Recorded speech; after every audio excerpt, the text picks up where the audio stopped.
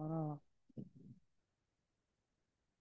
మన సాయంకాల శిలువ ధ్యానాలను ప్రారంభించుకుంటూ గాను మనం అందరం లేచి నిలుబడి ప్రార్థన చేసుకుందాం. సర్వకృపానిధి మా పరం తండ్రి, నీకు స్తోత్రాలు చెల్లించుకుంటున్నాం.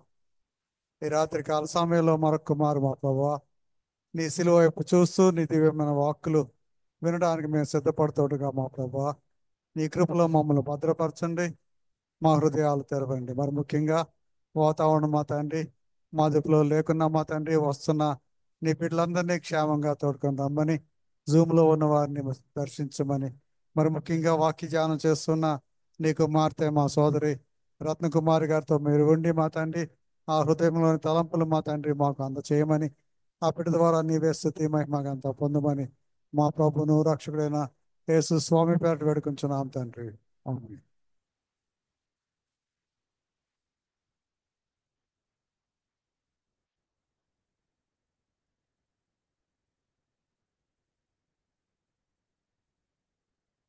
మనందరం కలిసి మన కీర్తన పుస్తకాల్లో ఉన్న 687వ కీర్తన దేవాని ఆవరణం అనే కీర్తన పాడుకుందాం.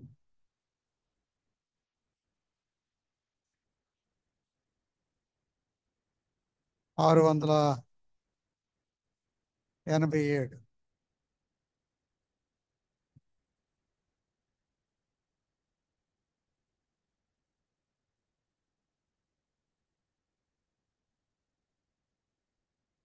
దేవాని ఆవరణం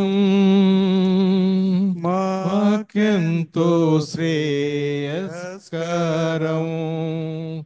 ఒక గడియ ఇచ్చట గడుపుట మేలు, వేయి దినముల కంటేను.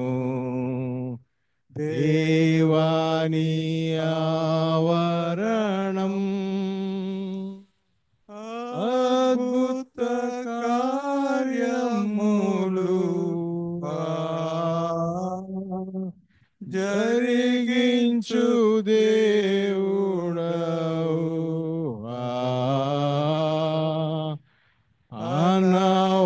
అనవరతమును నీ మహిమాను పొగడా, మమ్ము నీలో నిలుపుమయా. ఆత్మతో సత్యముతో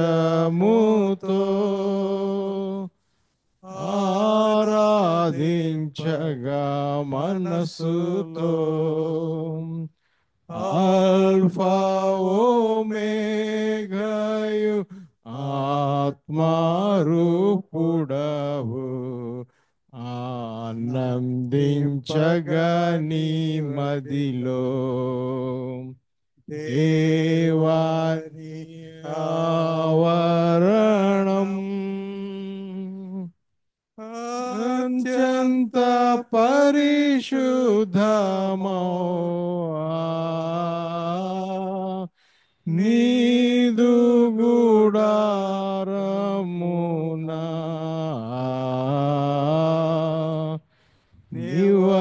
నివసించుటకు యోగ్యత నొసగి మమ్ము హెచ్చించితివి నీ దయన్. జుంటి దారల కన్నాను తేనె మధురము కన్నాను, శ్రేష్ట మౌనీదు వాక్కుల చేత మము తృప్తి పరచుమయ్యా. దేవాని ఆవరణం పరిశుద్ధ సన్నిధిలో,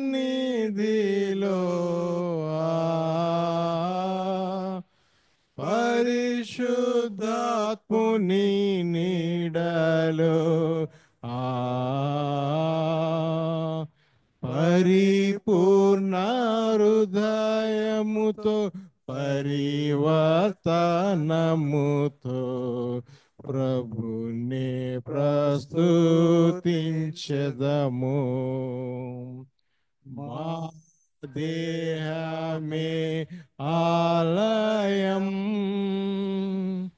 కావాలి నీకే నిలయం. ప్రాణ ప్రియుడవు పదముల చేరి ప్రాణార్పణము చేతుము. దేవాని ఆవరణం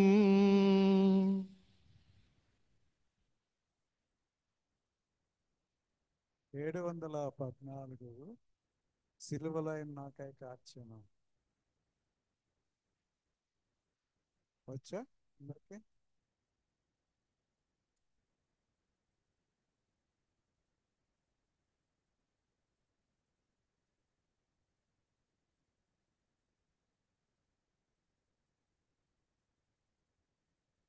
నాకు రాదు, అందుకే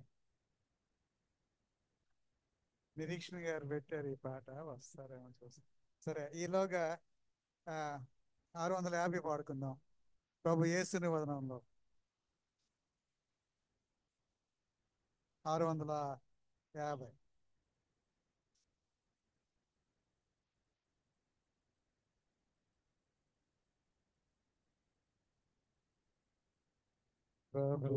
యేసుని వదనములో నా దేవుని రాజ్యములో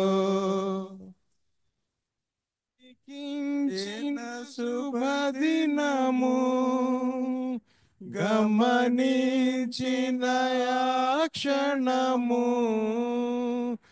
పరలోకముకై చిరజీవముకై ప్రార్థించెను నా హృదయం. ప్రభు యేసుని వదనములో నా దేవుని రాజ్యములో దిశలన్నీయు తిరిగి తిని నా పాపపు దాహముతో దోషములు ములుచును దౌర్జన్యము చేయుచును ధన పీడనతో మృగవాంఛలతో దిగజారితి చావునకు. ప్రభు యేసుని వదనములో నా దేవుని రాజ్యములో యేసుని రాజ్యములో భూమికి తెంచెడి రోజు ఈ పాపిని క్షమించి జ్ఞాపకముతో బ్రోవుమని ఇలా వేడితిని విలపించుచును ఈడేరుగనా వినతి. ప్రభు యేసుని వదనములో నా దేవుని రాజ్యములో పరదైసున ఈ దినమే ఆనందముతోను పాల్గొందువు నీవనుచు వాగ్దానము చేయగనే పరలోకమేనా తుది ఊపిరిగా పయనించితి ప్రభు కడకు.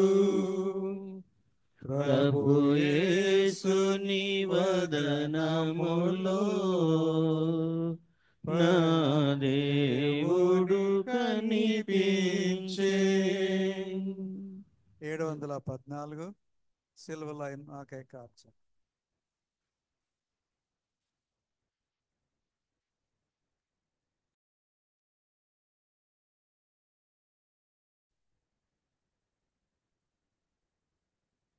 సిల్వలో నాకై కార్చెను యేసు రక్తము.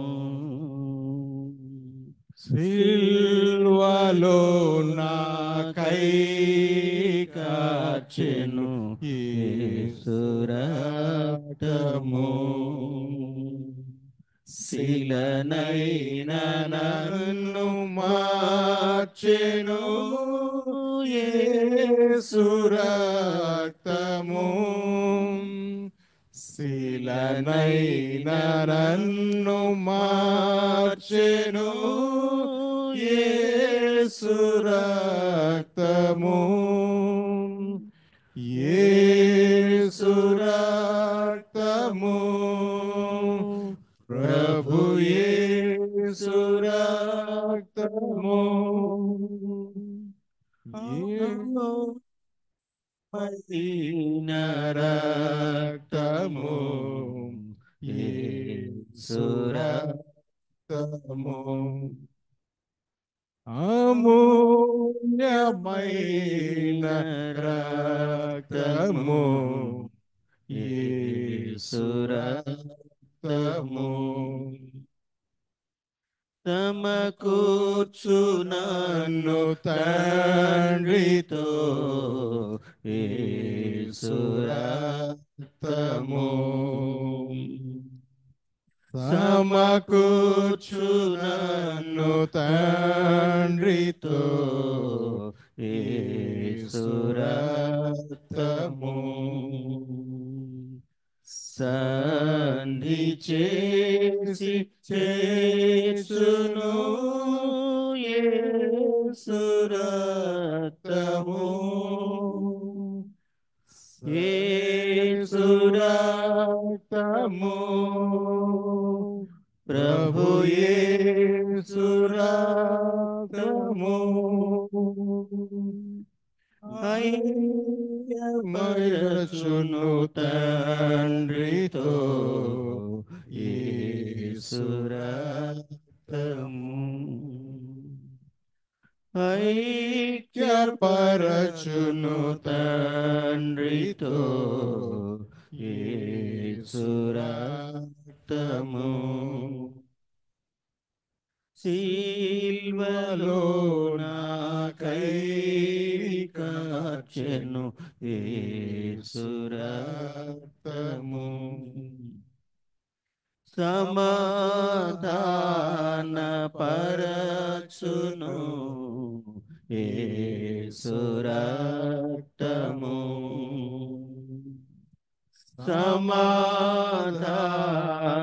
పరచును యేసు రక్తము. సమస్యలన్నీ తీర్చును యేసు రక్తము. సమస్యలన్నీ తీర్చును యేసు రక్తము. యేసు రక్తము. ప్రభు యేసు రక్తము. యేసు రక్తము. ప్రభు యేసు రక్తము. సంపూర్ణ శాంతినిచ్చును యేసు రక్తము. సంపూర్ణ శాంతినిచ్చును యేసు రక్తము. సిలువలో నాకై కార్చెను యేసు రక్తము. నీతిమంతులుగా చేయును యేసు రక్తము. నీతిమంతులుగా చేయును యేసు రక్తము. దుర్నీతినంత పాపును యేసు రక్తము. దుర్నీతినంత పాపును యేసు రక్తము. యేసు రక్తము, ప్రభు యేసు రక్తము. యేసు రక్తము, ప్రభు యేసు రక్తము.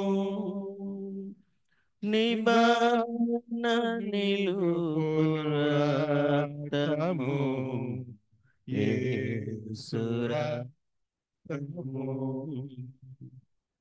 నిబంధన నిలుపు రక్తము యేసు రక్తము. సిలువలో నాకై కార్చెను యేసు రక్తము. రోగములను బాపును యేసు రక్తము. రోగములను పాపును యేసు రక్తము. దురాత్మల పారద్రోలును యేసు రక్తము. దురాత్మ పారద్రోలును యేసు రక్తము. యేసు రక్తము, ప్రభు యేసు రక్తము. యేసు రక్తము, ప్రభు యేసు రక్తము. శక్తి బలము నీచును యేసు రక్తము. శక్తి బలము నీచును యేసు రక్తము. సిల్వలో నాకై కార్చెను యేసు రక్తము. ఆ చేత ఉందా లేదా? సరే, 713వ కీర్తన, బాసిల్లను సిలువలో పాప.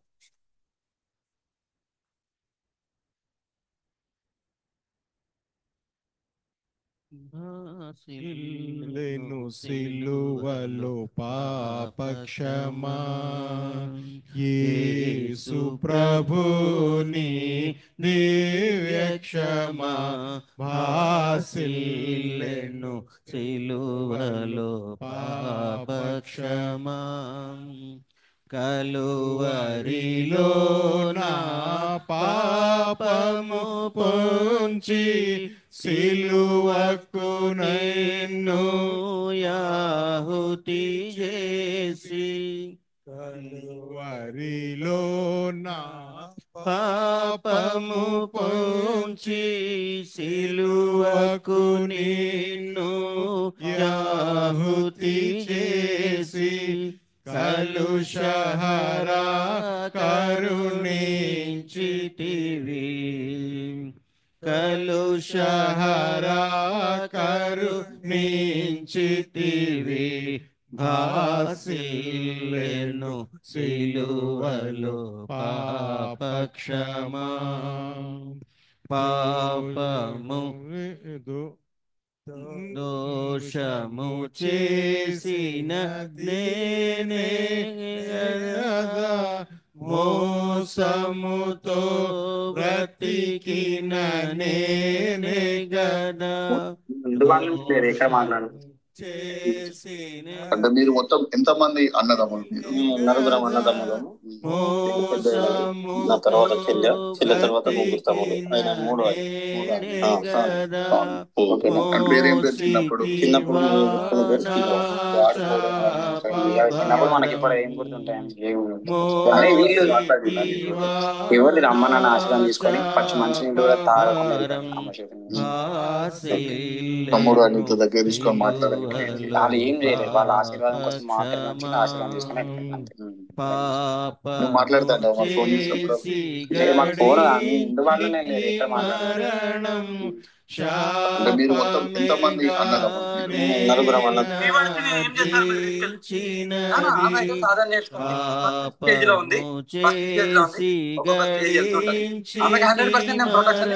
ఎందుకంటే నైట్ 1 గంటకు నన్ను రీచ్ అయింది ఆడపిల్ల ఒక్కతే. ఇప్పుడున్న జనరేషన్ లో ఎలా ఎక్కడెక్కడ ఏమైతుందో మీకు కూడా తెలుసు. ఎన్ని టీవీ ఛానళ్ళ ఇక్కడ ఆడపిల్లకి ఇలా జరిగింది, ఇలా జరిగింది, ఇలా మాటలు జరుగుతున్నాయి. అలాంటిది ఒక్కతే బస్సు ఎక్కి నా దగ్గరికి వచ్చిందంటే నేను 100% నన్ను వచ్చింది. నా ప్రాణం అంటే ఆమె ఇష్టపూర్వకంగా వెళ్తే వెళ్ళనివ్వండి. ఆమె వెళ్ళను అంటే నేను నా ప్రాణం అంటే నేను కాపాడుకుంటూ లీలం చేస్తాను. ఎన్ని రోజులు కంపల్సరీ 12 years ఉంటుంది. ఒక మిస్టేక్ 100%. ఈమెనే కాదు, విహార యాత్రలకు ఇంకా చాలా మంది వస్తున్నారు. అందరు త్వరలో తిరుగుతుంటారు. ఇంకా చూడండి, పెద్ద ప్రణాళిక జరగబోతుంది.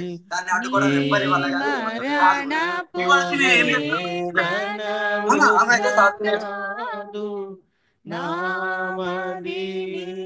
వేదనలో మునిగెను క్షేమము కలిగెను హృదయములో క్షేమము కలిగెను హృదయములో భాసిల్లెను సిలువలో పాపక్షమా ఎందులకు నాపై ప్రేమ అందదయా స్వామి నామదికి ఎందులకు నాపై ప్రేమ అందదయా స్వామి నామదికి అందులకే భయముంది తిని అందులకై భయముంది తిని భాసిల్లెను సిలువలో పాపక్షమా నమ్మిన వారిని కాదనవనియు నెమ్మది నొసగెడు నా ప్రభుడవని నమ్మిన వారిని కాదనవనియు నెమ్మది నొసగిను నా ప్రభుడవని నమ్మితి నీ పాదంబులను నమ్మితి నీ పాదంబులను భాసిల్లెను సిలువలో పాపక్షమా ప్రభు నీ దివ్యక్షమా భాసిల్లెను సిలువలో పాపక్షమా అజేత పల్లవి ఒక చరణం నేర్పిస్తావా? ప్రార్థించి.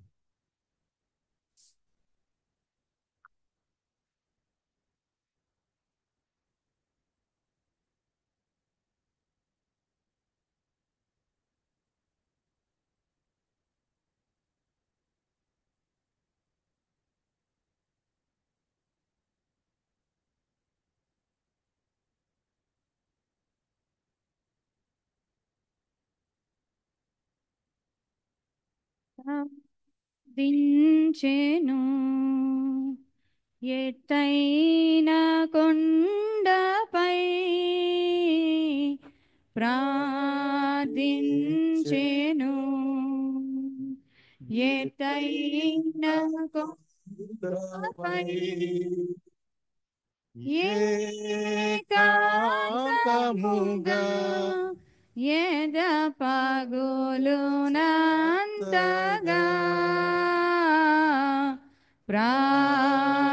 ప్రార్థించెను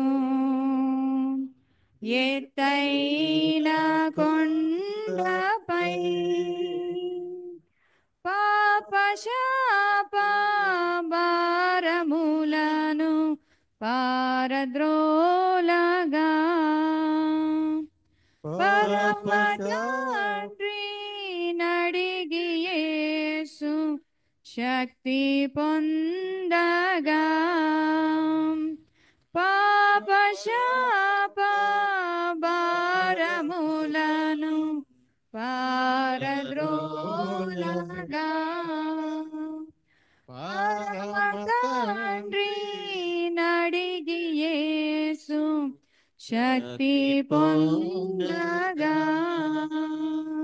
కన్నీరు విడచి బాధ చెంది ప్రార్థించెను కన్నీరు విడచి బాధ చెంది ప్రార్థించెను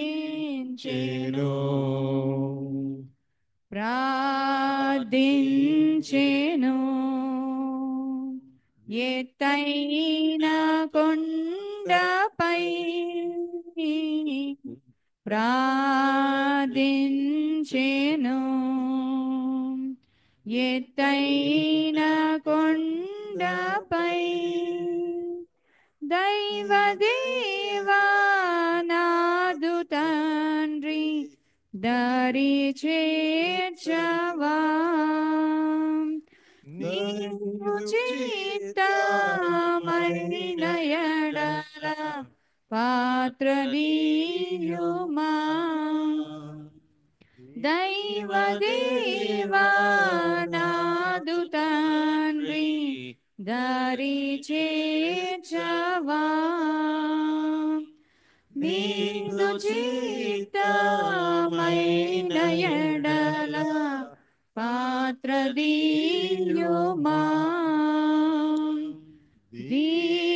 దీనముగను వేడుకొనుచు ప్రార్థించెను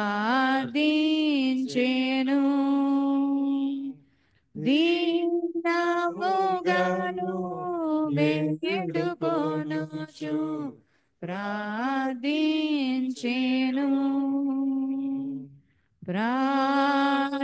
ప్రార్థించెను ఎత్తైన కొండపై ప్రార్థించెను ఎత్తైన కొండపై ఏకాంతముగా ఎద పగులునంతగా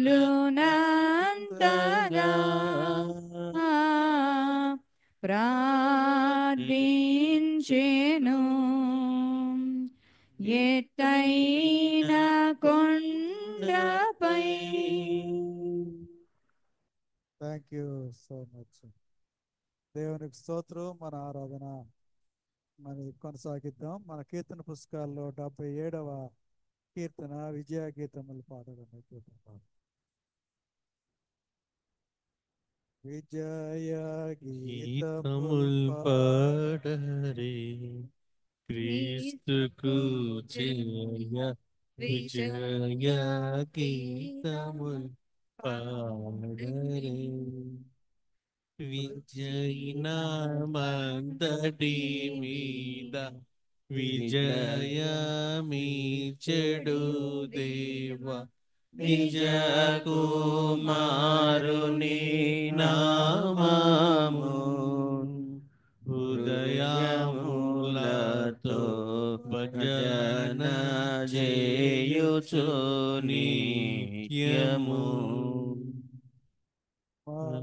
గలముగా యేసుడే మనకు రక్షణ శృంగమై మరి నీచెను నీంగిన్ విడిచి వచ్చెను శత్రుని యుద్ధ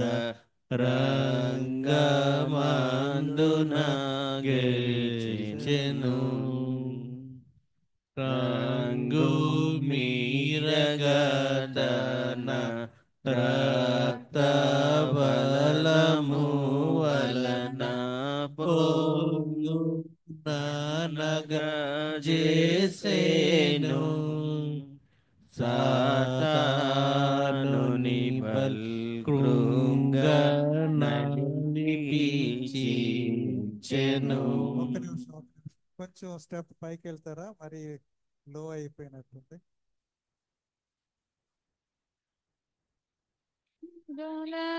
తొలగింపను మనలను తన స్వరూపంబు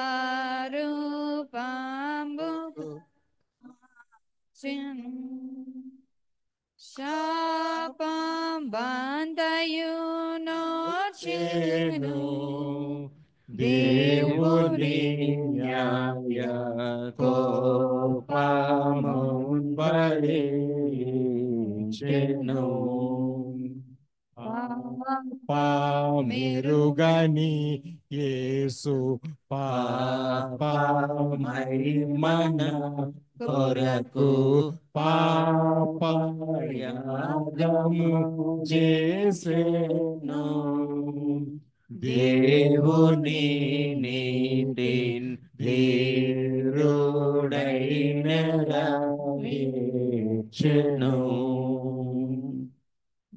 సిలువ మరణము పొందియో మనలను దన్నకై గెలువన్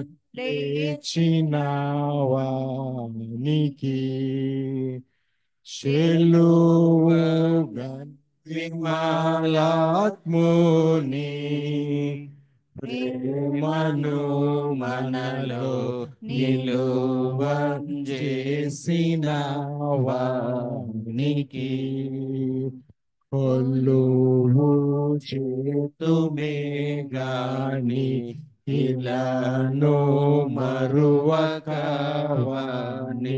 సిలువ మోయుచుని కృపా రక్షణ చాలా విలువ గలదని చాటుచు విజయ గీతముల్ పాడారే క్రీస్తుకు జయ విజయ గీతముల్ పాడారే.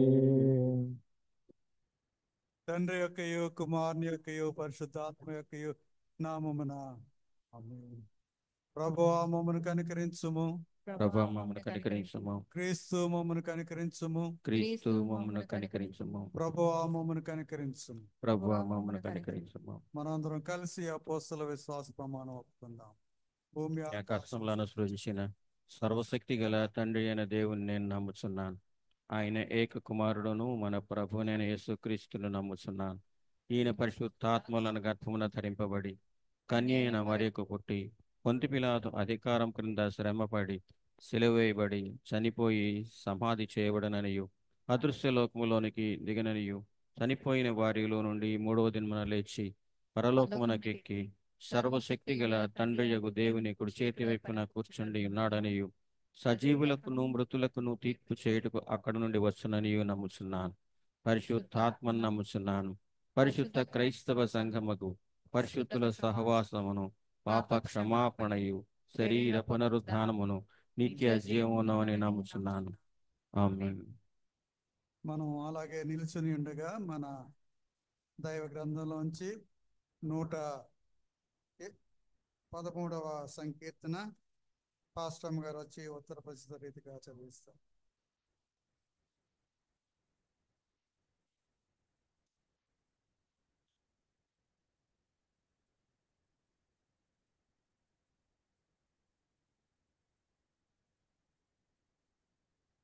నూట 13వ సంకీర్తనను ఉత్తర ప్రత్యుత్తర రీతిగా చదువుకుందాం. యెహోవాను స్తుతించుడి, యెహోవా సేవకులారా ఆయనను స్తుతించుడి, యెహోవా నామమును స్తుతించుడి. ఇది మొదలుకొని ఎల్లకాలము యెహోవా నామము సన్నతింపబడునుగాక. సూర్యోదయం మొదలుకొని సూర్యాస్తమయం వరకు యెహోవా నామము స్తుతి నొందదగినది. యెహోవా అన్ని జనులందరి ఎదుట మహోన్నతుడు, ఆయన మహిమ ఆకాశ విశాలమున వ్యాపించి ఉన్నది. ఉన్నతమందు ఆసీనుడై ఉన్న మన దేవుడైన యెహోవాను పోలియున్నవాడెవడు? ఆయన భూమి ఆకాశములను వంగి చూడను అనుగ్రహించుచున్నాడు. ప్రధానులతో తన ప్రజల ప్రధానులతో వారిని కూర్చుండబెట్టుటకై ఆయన నేల నుండి దరిద్రులను లేవనెత్తువాడు, పెంటకుప్ప మీద నుండి బీదలను పైకెత్తువాడు.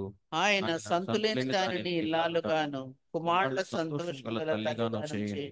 యెహోవాను యెహోవాను స్తుతించుడి. స్తుతించుడి. తండ్రికి కుమారునికి పరిశుద్ధాత్మకు శుద్ధాత్మకు ఆదియందు ఇప్పుడు ఎల్లప్పుడు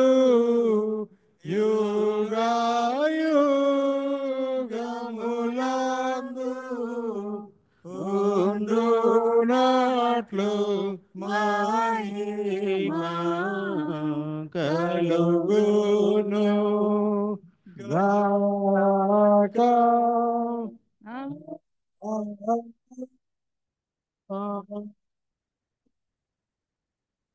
దయచేసి కూర్చోండి.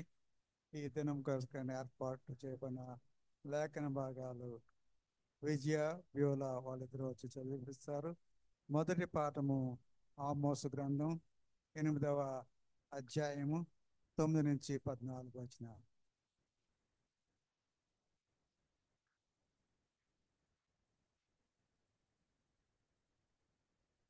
ఈ దినంలోకి ఏర్పాటు చేయబడిన పాత నిబంధన పాఠ్యభాగము ఆమోసు గ్రంథము 8వ అధ్యాయము 9 నుంచి 14 వచనాలు.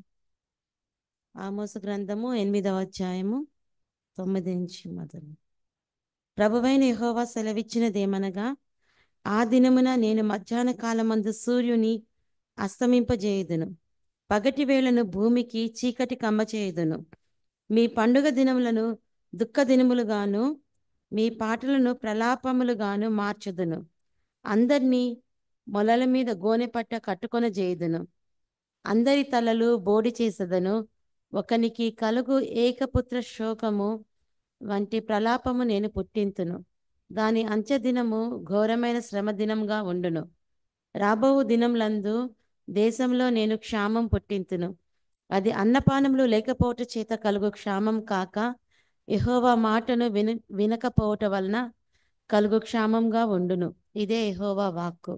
కాబట్టి జనులు యెహోవా మాట వెదుకుటకై ఈ సముద్రం నుండి ఆ సముద్రం వరకును, ఉత్తర దిక్కు నుండి తూర్పు దిక్కు వరకును సంచరించుదురు గాని అది వారికి దొరకదు. ఆ దినమందు చక్కని కన్యలను యవనులను దప్పిచేత సొమ్మసిల్లుదురు. షోమ్రోను యొక్క దోషమునకు కారణమగు దాని తోడనియు దాను నీ దేవుని జీవం తోడనియు బెయేర్షెబా మార్గజీవం తోడనియు ప్రమాణం చేయవారికను లేవకుండా కూలుదురు. ప్రభువా మమ్మను కనికరించుము. మీ స్తోత్రము కలుగును. రెండవ పాఠంగా మత్తయి సువార్త 27వ అధ్యాయం 45 నుంచి 49 వరకు.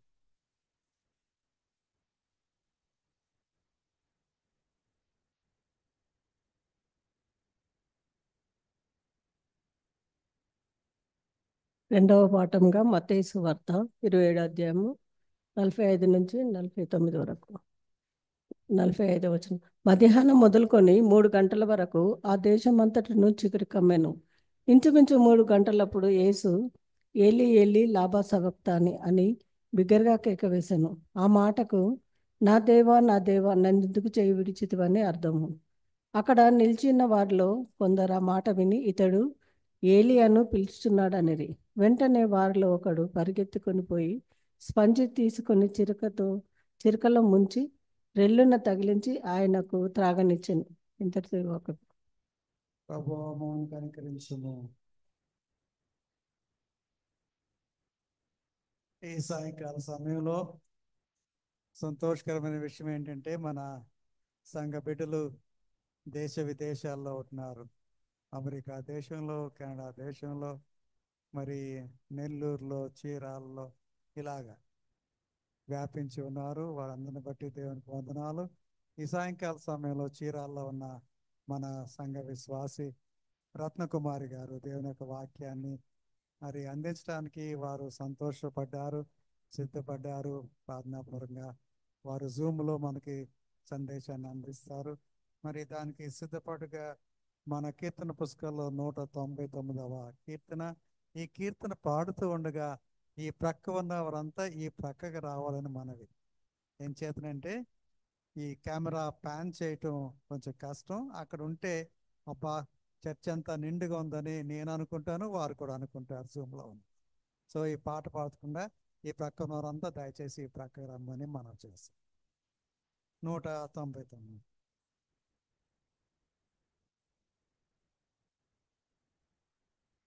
సిరులెల్లా వృధా కాగా పరికించి నాకున్న గర్వము తిరస్కరింతు మెరమై మారాజు మరణపు సిలువా నరయూచున్న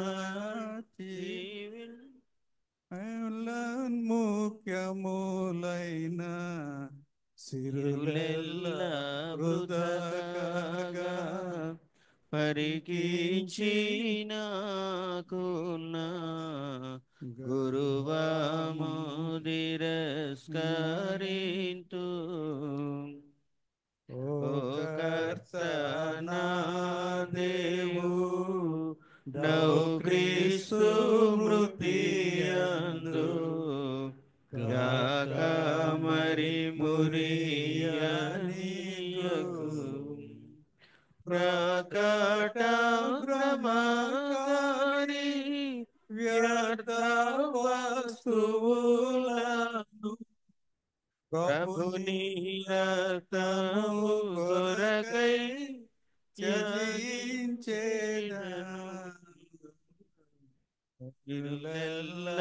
వృధగా పరికించి నాకున్న గర్వము తిరస్కరింతు. చారు మస్తకహస్త పాదముల వలనవి చారంబు దయయుగలసి సరే ప్రవహించునై సునదే పూడిటి దారి కలదా ముళ్ళు తగు కిరీటం బౌనా సిరులెల్లా వృధా కాగా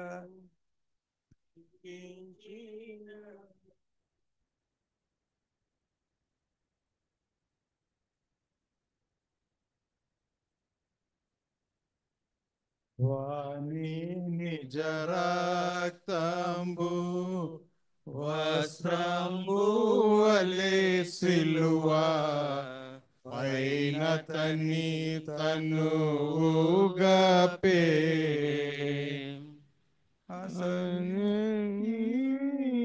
లోక మంతటికి మృతుడై అయితే లోకము మృతంబయే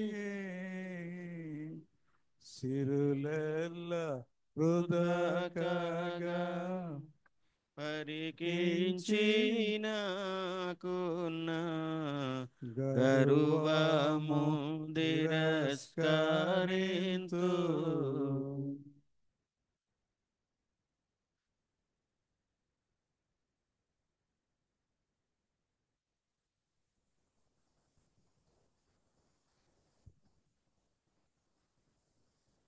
అమ్మ ప్రార్థన చేసి మొదలు పెట్టండి.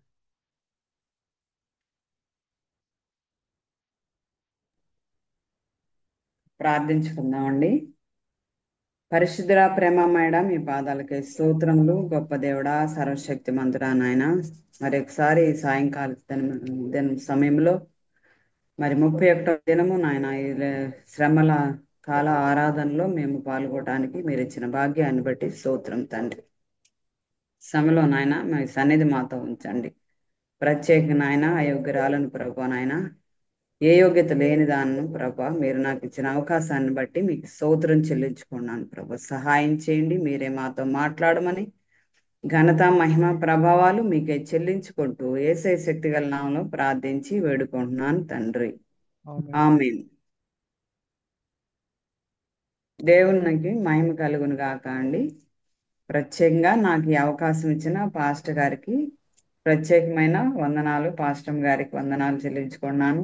అక్కడున్న మరి ట్రైనింగ్ పాస్టర్స్ అందరికీ, సంఘ సభ్యులందరికీ కూడా ప్రత్యేకమైన వందనాలు చెల్లించుకుంటున్నానండి. ఈ దినము మనకిచ్చిన వాక్యము ఆమోసు గ్రంథము, మరి మత్తయి స్వార్థ పాఠం కూడా చూద్దాము. ఆమోసు గ్రంథము 8వ అధ్యాయము 9వ వచనం నుంచి మరి 14వ వచనం వరకు మనకి ఇవ్వబడిన వాక్యం ఈ దినమున.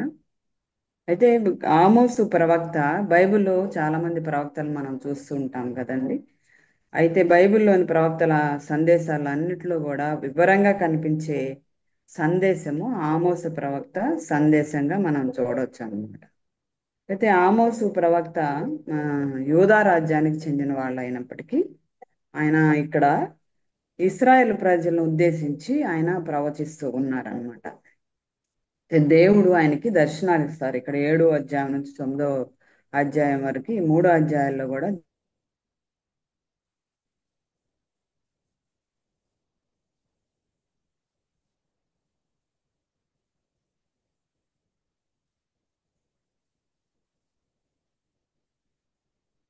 మనం చూస్తున్నాం అన్నమాట.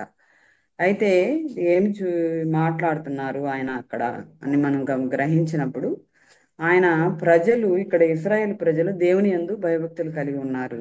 అయినప్పటికీ వారి భయభక్తులు కలిగి ఉన్నప్పటికి కూడా హృదయపూర్వకమైన భయభక్తులుగా కలిగి ఉండలేదు అని ఆయన తెలుసుకున్నారన్నమాట, గమనించారు.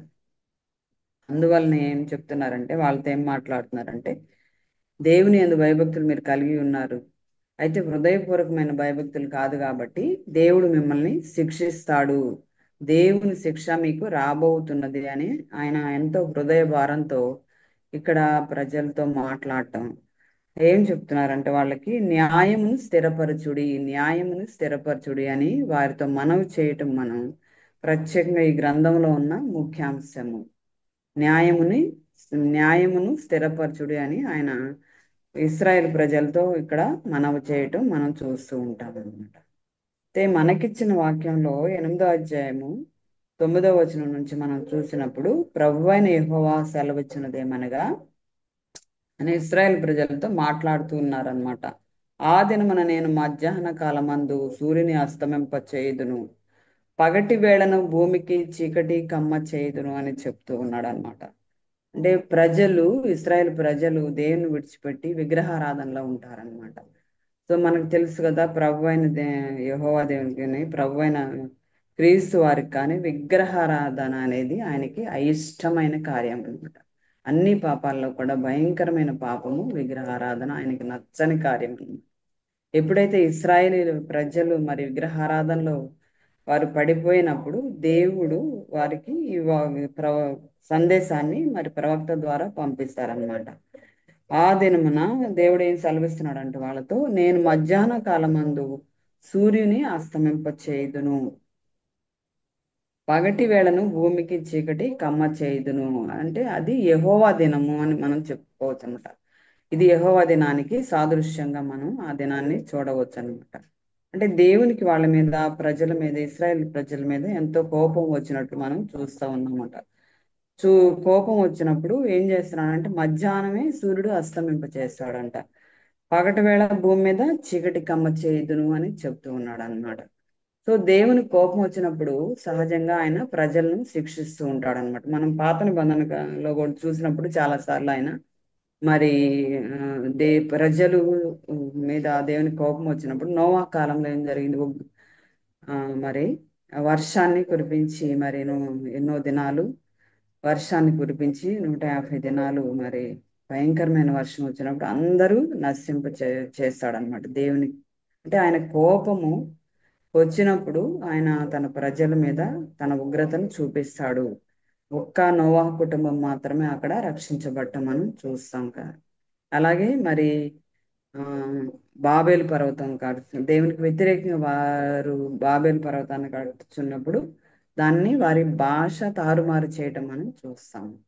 అలాగే ఇశ్రాయేల్ ప్రజలు కూడా అరణ్య మార్గంలో మరి వస్తూ ఉన్నప్పుడు, ఐగుప్తు నుంచి మరి కానాన్ దేశానికి వస్తున్నప్పుడు వారు ఎన్నో సార్లు దేవుణ్ణి విసర్జించటము, మరి దేవునికి వ్యతిరేకమైన కార్యాలు వారు చేయటం మనం చూస్తాం కదా. ప్రతిసారి కూడా దేవుడు వారిని అప్పటికప్పుడే వారిని శిక్షించడం, ఎన్నో శిక్షలకు వారు అనుభవించడం మనం చూస్తాము. అలాగే మరి 40 దినాల్లో రావాల్సిన కానాన్ దేశానికి వాళ్ళు 40 సంవత్సరాలు అరణ్యంలో తిరగటట్లు ఎందుకు దేవుడు చేశాడంటే ఆయనకు అయిష్టమైన కార్యాలు వారు చేశారు కాబట్టి ఇలాంటి శిక్షను అనుభవించారు వారు. కాబట్టి అయితే మన దేవుడు ఎలాంటి దేవుడు, ఆయన చాలా దయాదాక్షిణ్యం కలిగిన వాడు. కానీ ఆయనకు వ్యతిరేకంగా పాపం చేసినప్పుడు తప్పకుండా ఆయన ప్రజలను శిక్షిస్తాడన్నమాట. శిక్షించి దేవుడు తన మార్గంలోనికి త్రిప్పుకుంటాడనమాట. అది ఆయనలో ఉన్న ప్రత్యేకత అనమాట. మనం లోకంలో అయితే మన కక్ష తీర్చుకోవడానికి శిక్షించడం వరకే చూస్తాం, కానీ దేవుడు శిక్షించి మనల్ని ఆయన వైపు త్రిప్పుకునే దేవుడు. అందుకనే మన దేవుడు గొప్ప దేవుడు, దయాదాక్షిణ్యపూర్ణుడు, దీర్ఘశాంతుడు, కృపాసత్య సంపూర్ణుడు, కృపా సమృద్ధి కలిగిన దేవుడు అని మనం చెప్పుకోవచ్చు అనమాట. కనుక ఏం చేశాడంటే మనము నిర్మూలం కాకుండా ఉంటున్నాం, ఎందుకంటే అది దేవుని కృప అనమాట. అంత కృప కలిగిన దేవుడు. కానీ ఆయనకి వ్యతిరేకంగా ఏదైనా ఆజ్ఞ అతిక్రమించినప్పుడు ఆయన శిక్షించి తిరిగి ఆయన మార్గంలోనికి మనల్ని త్రిప్పుకునే దేవుడు అన్నమాట. కాబట్టి దేవుడు ఇక్కడ వారితో మాట్లాడుతున్నాడు, అలాగే సందేశాన్ని వారికి పంపిస్తూ ఉన్నారనమాట. ఇక్కడ మనము 11వ వచనం చూసినప్పుడు, రాబు దినములందు దేశంలో నేను క్షామము పుట్టించును, అది అన్నపానములు లేకపోవడం చేత కలుగు క్షామము కాక యెహోవా మాటను వినకపోవటం వలన కలుగు క్షామముగా ఉండును, ఇదే యెహోవా వాక్కు అని చెప్తూ ఉన్నారనమాట. రాబో దినాల్లో మీకు క్షామం కలుగుతుంది అని చెప్తున్నాడంట. కరువు వస్తుంది. ఎలాంటి కరువు అది? యెహోవా మాటలు వినకపోవటం వలన వచ్చే క్షామము అని చెప్తూ ఉన్నాడు అనమాట. అంటే క్షామం అంటే మనం ఆహారం లేకపోవటం, నీళ్లు దొరకపోవటం అనేది క్షామంగా మనం చెప్పుకుంటాం. కానీ ఇక్కడ ఎలాంటి క్షామం వారికి వస్తుంది అంటే యెహోవా మాటలు వినకపోవటం వలన క్షామం వస్తుంది మీకు. భయంకరమైన కరువు అనమాట. కరువులన్నిట్లో కూడా ఇది చెడ్డ కరువుగా మనం చూసుకోవచ్చు అన్నమాట. అంటే దేవుడు మాట్లాడుతూ ఉంటే, అప్పుడప్పుడు వారితో మాట్లాడుతూ ఉంటే మనకి ధైర్యం, ఆదరణ వస్తూ ఉంటుంది. మన వాక్యం చదువుకోవటం వల్ల కానీ, దేవుడు మనతో కళలో కానీ, దర్శనాలు వాక్యం ద్వారా మాట్లాడితే మన జీవితంలో మనం కొన్ని విషయాల్లో, కొన్ని సందర్భాల్లో ధైర్యంగా ఉంటాం. అయితే వాక్యం చదువుకోకపోయినా, మరి దేవుడు మాట్లాడకపోయినా అది చాలా భయంకరమైన జీవితం అన్నమాట. సో ఇది కూడా భయంకరమైన కరువులన్నిటిలో కూడా ఇది చాలా భయంకరమైన కరువుగా మనం చెప్పుకోవచ్చు అన్నమాట. ఎందుకంటే ప్రజలకు ఒక ఆదరణ కానీ ప్రోత్సాహం కానీ హెచ్చరిక కానీ ఇచ్చే మాట ఒక్కటి కూడా లేకుండా అది దొరకకుండా పోతుందని చెప్తున్నాడు దేవుడు. క్షామం, అలాంటి క్షామము యెహోవా మాటను వినకపోవటం వలన కలుగు క్షామంగా ఉండును. ఇప్పుడు వినట్లేదు, ఇక ముందు కూడా మీరు యెహోవా మాట వినాలి అనుకుంటే అది దొరకదు. దేవుడు మాట్లాడడు, ప్రవక్తలు కూడా మీతో మాట్లాడరు, ఎలాంటి సందేశం కూడా మీకు వినపడదు అని దేవుడు వారితో మాట్లాడుతూ ఉన్నాడు అనమాట. అంటే మనం చాలా తర్వాత మనం ఈ పాత నిబంధనల ప్రవక్తలను చూసినప్పుడు హోషేయ గ్రంథంలో కూడా 5:6లో 5:15లో చెప్తూ ఉన్నాడు అన్నమాట.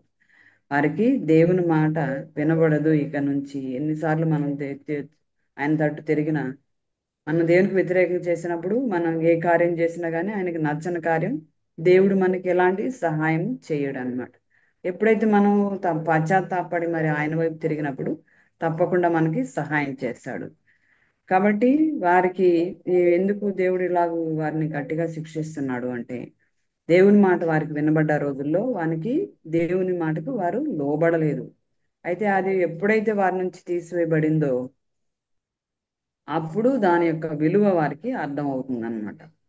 దేవుని మాట వినబడినప్పుడు, దేవుడు వారితో మాట్లాడినప్పుడు వారికి ఆ దేవుని మాట యొక్క విలువ వారికి అర్థం అవుతుంది అనమాట.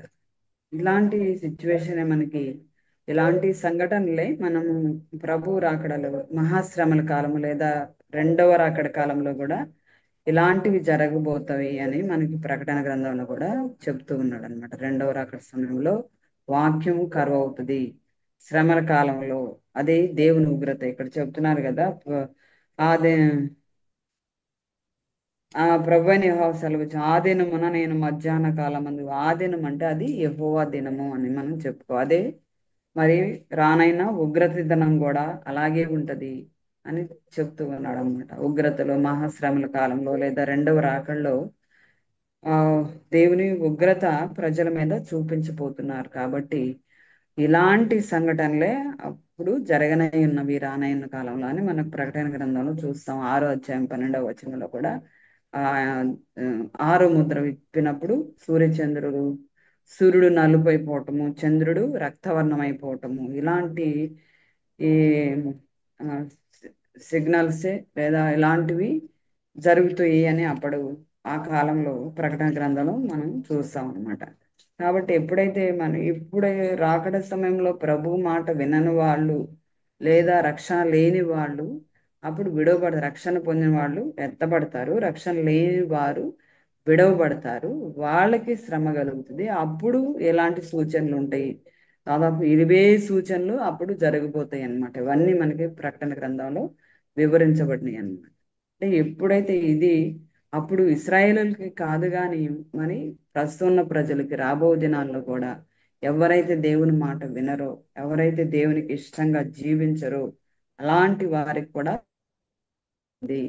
ఆ శ్రమల్లో ఏమి జరుగుతున్నాయి దేవుడు ఇక్కడ మనకి వివరిస్తూ ఉన్నాడు అనమాట.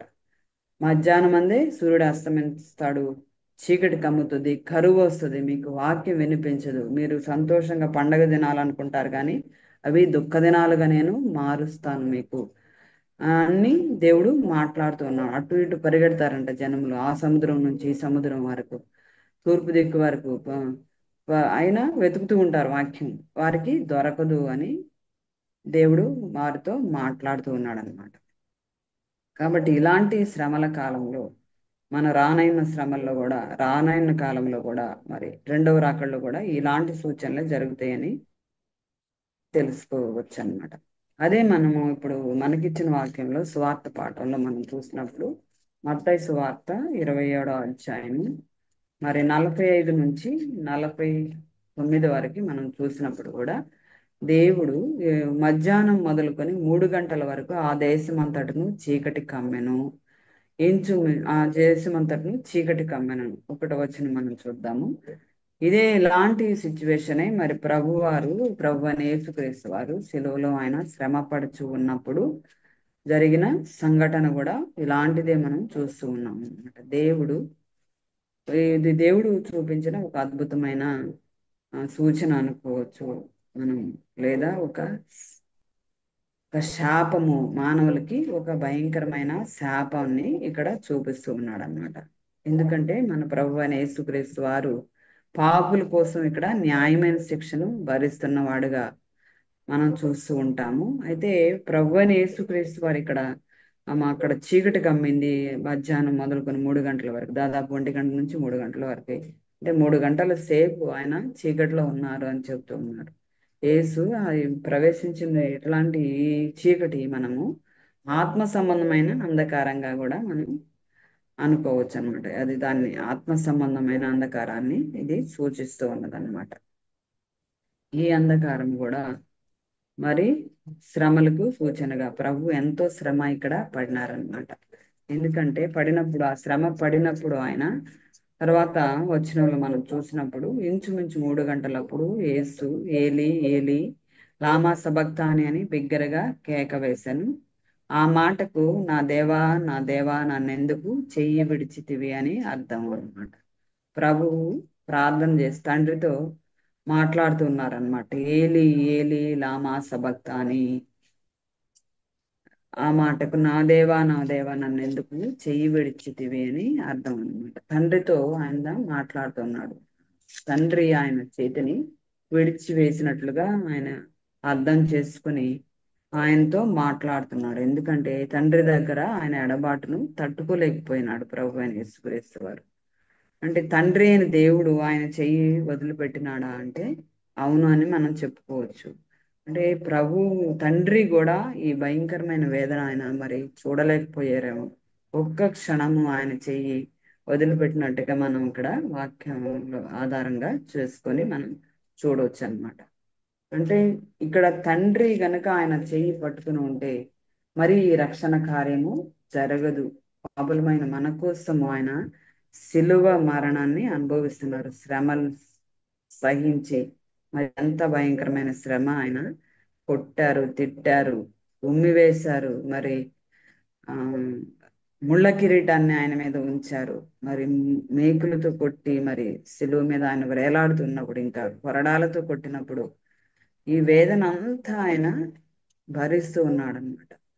సో అది తండ్రి చూస్తున్న ఏ తండ్రి కూడా చూసి అది భరించలేని బాధ. మామూలు మానవులను మనం అక్కడ చూసినప్పుడు చాలా మంది మరి శిష్యులు ఉన్నారు, మరి చాలా మంది స్త్రీలు ఉన్నారు, తల్లి అయిన మరియా, మరి మగ్దలేని మరియా, ఇతర మనుషులు కూడా చాలా మంది ఉన్నట్టు మనం చూస్తూ ఉంటాం. వారు కూడా ఏడ్చారు ప్రభు యొక్క బాధ చూసి.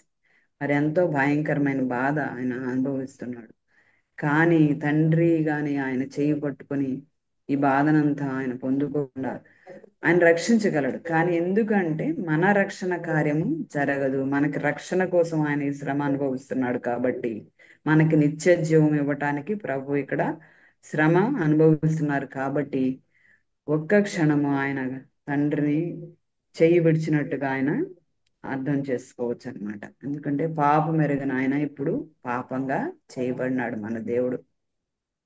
మనందరి పాపాలు కూడా ఆయన ఇక్కడ ఆయన మీద మోపబడినాయి కాబట్టి యెషయా గ్రంథము 53:6 కూడా మనం ఒకసారి చూసినప్పుడు, యెషయా గ్రంథము 53:6 మనం చూసినప్పుడు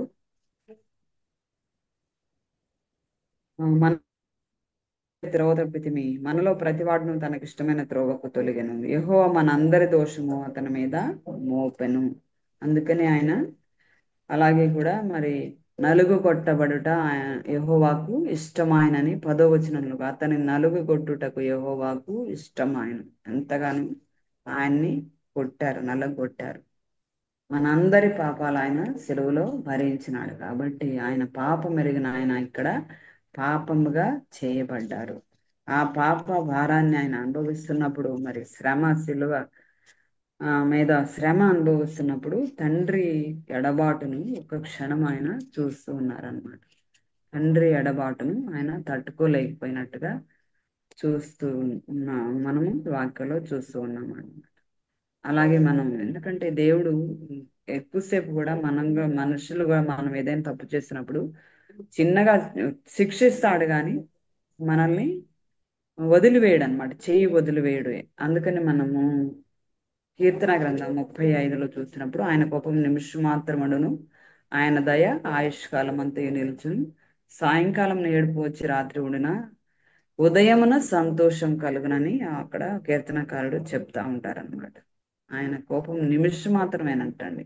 మనం కూడా తప్పు చేసిన ఏదైనా పొరపాట్లు చేసిన దేవుడు శిక్షిస్తాడు, కానీ మనల్ని పూర్తిగా చేయి వదలడు అనమాట. తిరిగి మనం ఆయన దగ్గరికి వెళ్ళినప్పుడు ఆయన దయ ఆయుష్కాలం అంతా మనతో ఉంటది. అందుకని మనం ఇలాగూ ఈ లోకంలో జీవిస్తున్నామంటే అది దేవుని యొక్క కృపయే అని మనం తెలుసుకోవచ్చు అన్నమాట. ఇక్కడ కూడా మరి ఆయన్ని ఒక్క క్షణం మాత్రమే తండ్రి విడిచిపెట్టినట్టు మనం చూస్తూ ఉన్నాం అన్నమాట. మన కోసం ఆయన పాపంగా చేయబడ్డాడు. అందుకనే పాపానికి వ్యతిరేకంగా మండే దేవుని యొక్క కోపాగ్నిని ఇక్కడ ఆయన అనుభవిస్తూ ఉన్నాడు అన్నమాట. తండ్రి కూడా మరి పాపాన్ని ద్వేషిస్తాడు, కానీ పాపులను ప్రేమిస్తాడు దేవుడు. ఆయన ఎప్పుడైతే ఎంతో మంది మరి ఆయన పరిచయం చేస్తున్న కాలంలో కూడా యేసుక్రీస్తు వారు మన ప్రభు అయిన యేసుక్రీస్తు వారు మరి ఎంతో మందిని క్షమించడం మనం చూస్తాం. పాపాత్మరాలైన స్త్రీని కూడా ఆయన క్షమించడం మనం చూస్తాం కదండి. కాబట్టి ఆయన చాలా కృపగల దేవుడు, చాలా దయగల దేవుడు, దయాళుడు, మంచితనం కలిగిన దేవుడు, దీర్ఘశాంతం కలిగిన దేవుడు. అందువల్లనే మరి ఆయన కనికరం మన ఎడల చూపిస్తూ ఉన్నాడు. కాబట్టి మనం ఇంకను జీవిస్తూ ఉన్నాం అన్నమాట. సో ఆయన ఒక్క మాట మాట్లాడారు, నా దేవా నన్ను ఎందుకు చేయి విడిచితివి అని మాట్లాడినప్పుడు అక్కడ నిలిచి ఉన్న వారిలో కొందరు ఆ మాట విని ఇతడు ఏలియాను పిలుచున్నాడు అనుకున్నారనమాట. ఏలి లామా సబక్తాని అని ఎప్పుడైతే ఆయన మాట్లాడారో ఏలియాను, ఎందుకంటే అక్కడ ఉన్న ప్రజలకి మిగిలిన వాళ్ళు అక్కడ మరి శతాధిపతి ఇంకా ఎంతో మంది మనుషులు ఉన్నారు, వాళ్ళకి దేవుని మాటలు అర్థం కావు. కాబట్టి ఆ ఏలియాను పిలుస్తున్నాడేమోనని చూస్తున్నారు అనమాట. వెంటనే ఏం చేశారంటే పరిగెత్తుకుని వెళ్ళి ఒక స్పంజి తీసుకుని చిరకాలం ఉంచి రెల్లును తగిలించి ఆయనకి త్రాగనిచ్చారంట. తక్కిన వారు చూస్తున్నారు, ఏలియా వచ్చి రక్షించవచ్చునేమో చూద్దామని వాళ్ళు చూస్తూ ఉన్నారనమాట. అయితే వారికి ఆ మాటలు అర్థం కాలేదు కాబట్టి స్పంజిలో చెరకు ముంచి ఆయనకి ఇస్తారు. కానీ ఆయన అది కూడా త్రాగలేదు అని మనం చూసుకోవచ్చు అనమాట. అందుకని కీర్తన 69:21 కూడా మనం చూస్తాం, వారు చేదును నాకు ఆహారముగా పెట్టిరి, నాకు దప్పి అయినప్పుడు చిరకను త్రాగనిచ్చిరి. ఆ చిరకని దేవునికి అందిస్తారు, కానీ ఆయన అది తాగరన్నమాట. ఎందుకంటే అది చాలా చేదైనది. ఆయన దాహం కోసం కాదు, కానీ అది దేవుని కోసం ఆయన ప్రార్థన చేసినప్పుడు, దాహం అడిగినప్పుడు కూడా ఆయన నీళ్ల కోసం కాదు, ఆయన దాహము వేరుగా ఉన్నది. అది మామూలు ప్రజలకి అర్థం కానిది అనమాట. ఎందుకంటే ఆయన అంత ప్రేమమయుడు. మరి మనం ఆయన దాహం తీర్చాలంటే అది మనం సాధ్యం కానిది. కానీ మనం ఎప్పుడైతే దేవునిలోకి వస్తామో మరి ఆయనకి ఇష్ట ప్రకారంగా జీవించినప్పుడు మరి తప్పకుండా కృప మన ఎడల చూపిస్తూ ఉంటాడు అన్నమాట.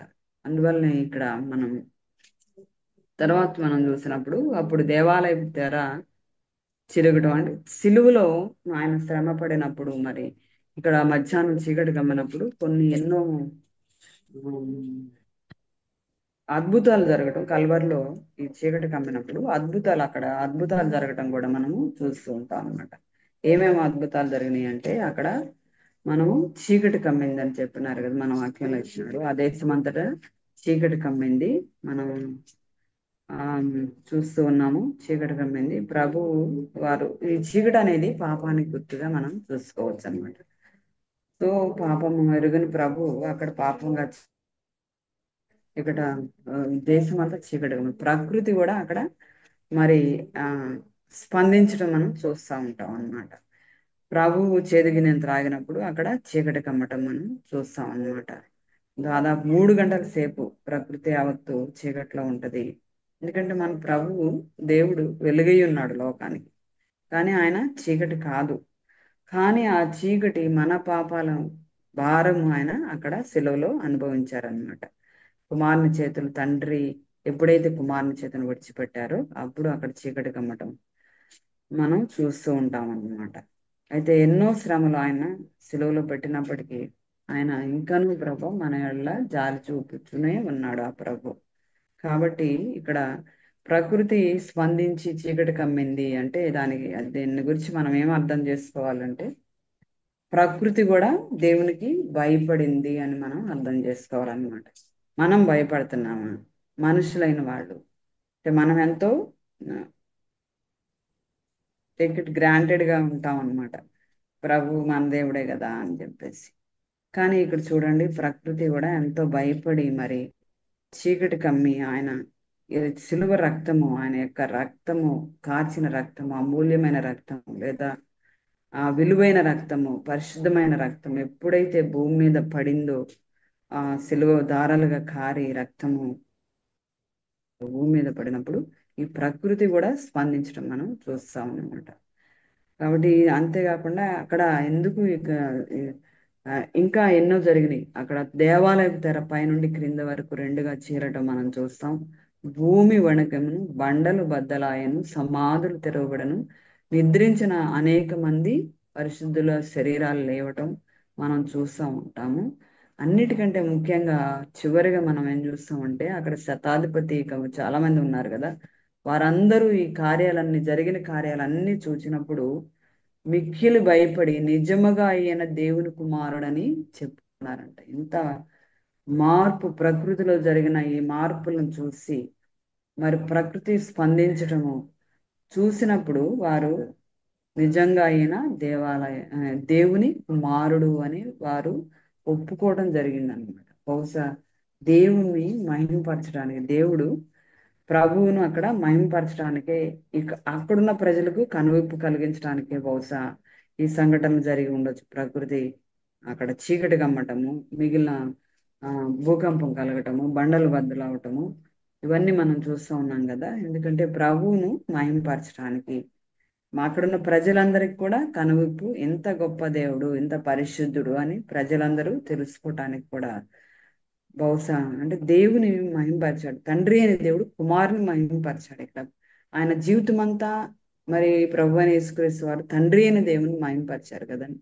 ఎన్నోసార్లు ప్రతి విషయాన్ని కూడా ఆయన ప్రార్థన చేసి మరి కార్యాన్ని చేస్తూ ఉండేవాళ్ళు, అద్భుతాలు చేస్తూ ఉండేవాళ్ళు, స్వస్థపరిచేవాళ్ళు, చనిపోయిన వారు లేపేవాళ్ళు. ఇవన్నీ కూడా ఆయన తండ్రిని మహింపరిచినాడు. సో ఇక్కడ తండ్రి కుమారుని మహిమపరుస్తున్నాడు అనమాట. చాలా సార్లు ఆయన మాట్లాడారు కదా, ఇదిగో ఈయన నా కుమారుడు, ఈయన యందు నేను ఆనందించున్నాను, ఈయన మాట వినుడి అని. అంటే నా కుమారుడు ఈయన, మీరు వినండి అని ప్రజలతో ఆయన చెప్పినట్టు ఒక స్వరము ఎన్నోసార్లు మనము వింటాము బైబిల్ గ్రంథంలో, మరి సువార్త పాఠాల్లో మనం చూస్తూ ఉంటాం కదా. ఆ విధంగా ఇక్కడ మరి గొప్ప కార్యాన్ని చేసి మరి ప్రభు అని యేసుక్రీస్తు వారు మరి తండ్రిని మహింపరిచాడు, తండ్రి కుమారుని మహింపరిచాడు అనమాట. ఈ శిలువ మరణం పొందటం ద్వారా మరి శ్రమ అనుభవించి మనకి రక్షణ ఇచ్చాడు. మరి సమాధి చేయబడి మరి 3వ దినం లేచి పునరుద్ధానుడైన దేవుడు మనకు రక్షణ ఇచ్చాడు. ఆ విధంగా మరి ఆ తండ్రి కుమారుని మహింపరిచాడు అనమాట. ఈ ఈ గొప్ప రక్షణ దేవుడు మనకిచ్చినాడు కదండి. గొర్రె పిల్ల వలె పస్కా పశువుగా ఆయన ఇక్కడ మరణించారు.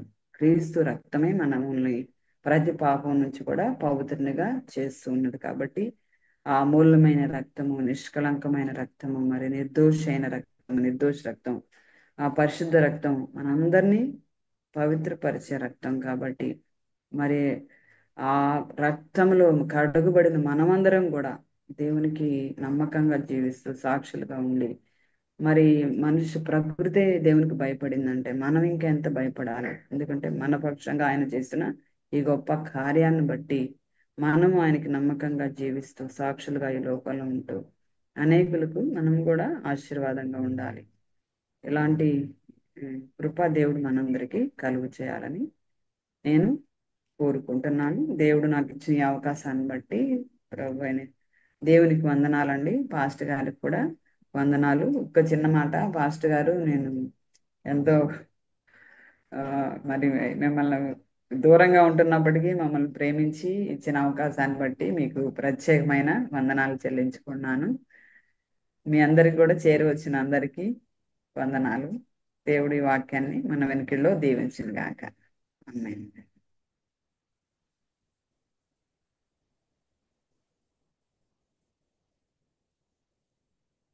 దేవునికి స్తోత్రాలు. మరి ఈ సమయంలో రత్న కుమార్ గారు మనతో దేవుని యొక్క వాక్యాన్ని పంచుకొనటం మనకి దీవెనకరం. యేసు క్రీస్తు హెచ్చరిస్తూ ఉన్నారు, మన జీవితాల్లో ఆధ్యాత్మిక కరువు రాకుండా ఆయన మాటలు గైకొని ఆ మాటల ప్రకారం మన జీవితాలు మలుచుకోవాలని ఆయన ఆశపడుతున్నారు. ఆ సత్యాన్ని ఈ రాత్రి కాల సమయంలో మరొక మారు మనకు జ్ఞాపకం చేసిన రత్నకుమార్కి ప్రత్యేకమైన వందనాలు, దేవుని యొక్క దీవెనలు. అలాగే సునీల్ బాబు గారికి కూడా వందనాలు చెల్లిస్తున్నాను. రేపటి దినాన్న తిరిగి యథావిధిగా మరి సాయంకాలం 7 గంటలకు మన శిల్వ ధ్యాన ఆరాధన ఉంటుంది. మరి మమతా రామన్ గారు రేపు ధ్యానం చేస్తారు. ఆ బిడ్డ కోసం ప్రార్థన చేయండి. ఈ శిల్వ ధ్యాన ఆరాధన పురస్కరించుకొని రాత్రికాల సమయంలో కళ్యాణి గారు ప్రత్యేకమైన టిఫిన్స్ ఏర్పాటు చేశారు. వారికి, వారి కుటుంబానికి, వసంత్ కుమార్ గారికి ప్రత్యేకమైన వందనాలు చెల్లిస్తున్నాను. మరి మనందరం కలిసి 454వ కీర్తన పాడుకుంటూ మన ఆరాధన ముగించుకుందాం.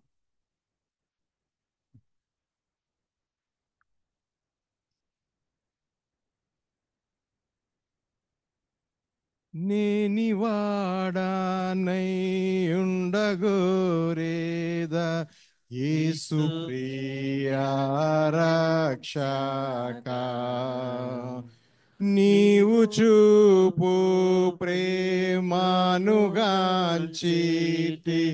నన్ను చేర్చు నీ దారిన్, నన్ను చేర్చు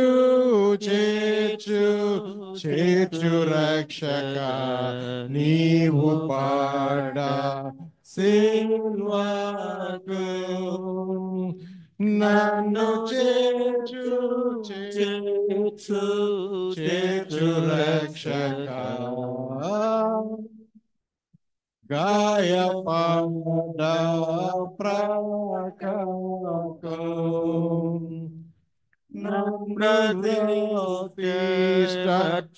మీనాథ నీదు కృపా నాదు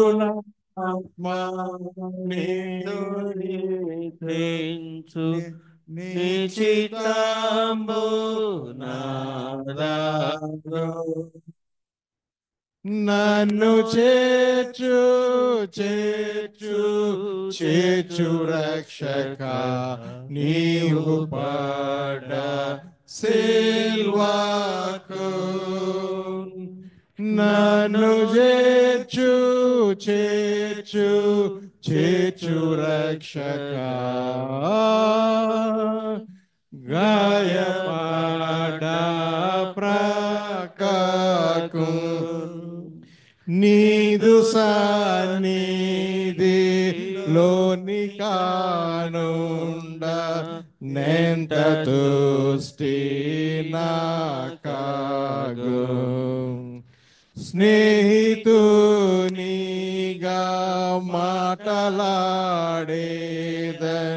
సర్వశక్త ప్రభుతో, నన్ను చేర్చు రక్షక, నీవు పడ సిల్వకు, నన్ను చేర్చు రక్షక, గాయపడ ప్రకకు, నీదు దివ్యా ప్రేమాతిశయము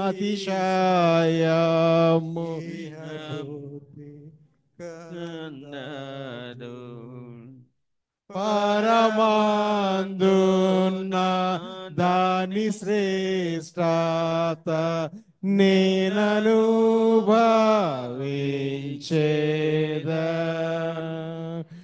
నన్ను చేర్చు చేర్చు చేర్చు రక్షక నీవు పడ్డ సిల్వాకు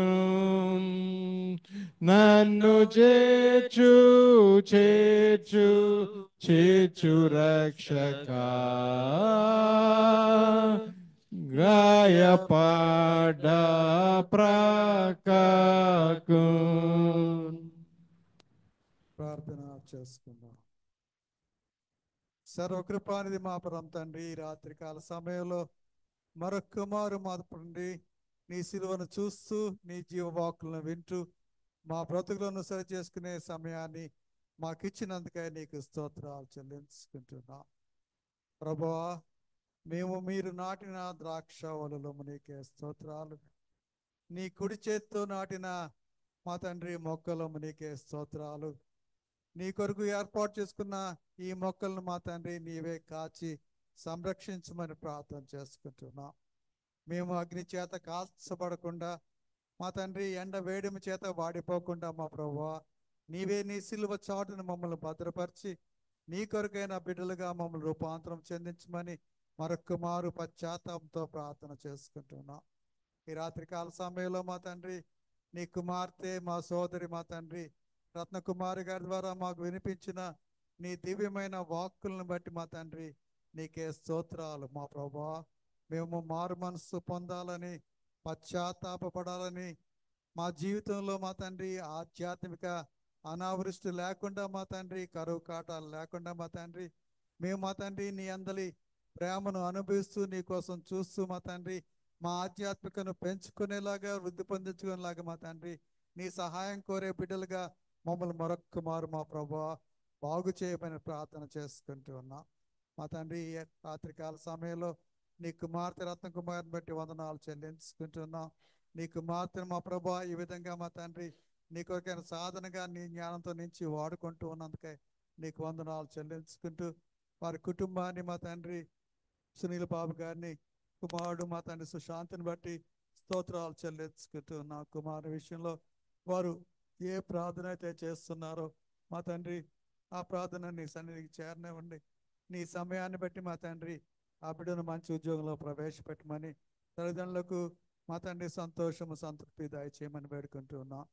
ఈ రాత్రికాల సమయంలో మా ప్రభువా ఇక్కడ చేరిన సంఘ బిడ్డలందరి కొరకు జూమ్లో ఉన్న విశ్వాసులందరి కొరకు నీకే స్తోత్రాలు చెల్లించుకుంటూ ఉన్నాం. వాతావరణం అనుకూలంగా లేనప్పటికీ నిన్ను ప్రేమించి ఈ బిడ్డలందరూ మా తండ్రి ఇక్కడ చేరి ఉండగా మా తండ్రి వీరిని మా ప్రభా జూమ్లో ఉన్న ప్రతి బిడ్డను దర్శించమని దీవించమని ప్రతి ఒక్కరి అక్కరత మా తండ్రి మీకు తెలుసు వాటిని తీర్చమని ప్రతి కుటుంబంలో సంతోషము శాంతి నీ కొరకు ఎదురు చూచే నిరీక్షణ నించమని ఈ రాత్రికాల దీవులతో మమ్మల్ని పంపించమని మా ప్రభువును రక్షకుడైన యేసు స్వామి పేట వేడుకొంచున్నాం తండ్రి.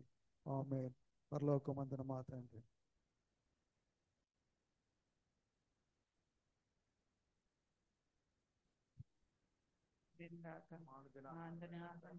దయచేయండి.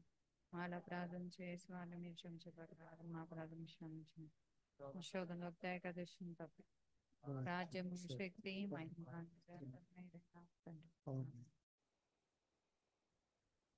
మన ప్రభు అయిన యేసుక్రీస్తు కృప తండ్రి అయిన దేవుని ప్రేమ పరిశుద్ధాత్మ యొక్క నేను సహవాసము ఇప్పుడు ఎల్లప్పుడూ సదాకాలం ఇక్కడ చేరిన మీకు జూమ్లో ఉన్న మన విశ్వాసులకు రత్నకుమారి గారి కుటుంబానికి సదా తోడైనను గాక. ఓ సంగమా సర్వాంగమా పరలోకరా మెస్సయ్యను ఎదుకొనగా నీతినలంకరించి సిద్ధపడుమా. ఓ సంగమా వినుమా కడపటి బూరా మ్రోగగనే కాను పాటున మారునుదువా వడిగా మే సీనుడవై నడి ఆకాశము పోగలవా గొర్రె పిల్ల సంగమా క్రీస్తు రాజు సంగమా గొర్రె పిల్ల సంగమా క్రీస్తు రాజు సంగమా కొనగా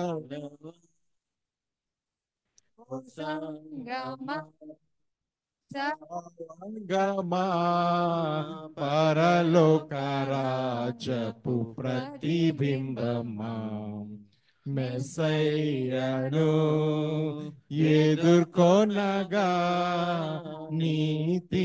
నీతినలంకరించి సిద్ధపడుమా వినుమా